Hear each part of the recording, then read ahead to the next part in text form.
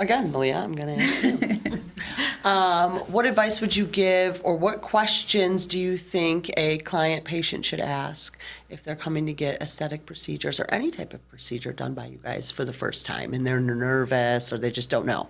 Right.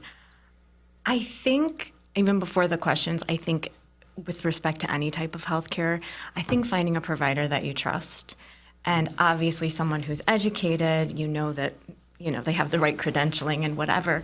But I think it's really important, and we underestimate how powerful it is to have someone that you can actually sit and talk to and have these meaningful conversations, regardless if it's aesthetics, sexual wellness, whatever.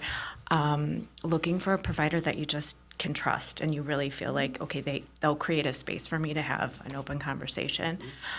With respect to aesthetics, specifically safety protocols, someone who understands the risks. Can you think of anything? I think even just spending time with them, even through a consultation. Really, because there's some people that it's like a revolving door. They're in, they're out, they're in, they're out. But we plan time to sit and talk. Consultations, we figure out a whole game plan moving forward. Our patients never feel rushed. They feel comfortable. They'll talk to us, and we kind of, we educate them too, even about aesthetics. Why does this look like this and not like this and whatnot. Right. So it's just, giving them the time and whatnot to kind of voice their opinion. Yeah. Right. And then us to educate a little bit more.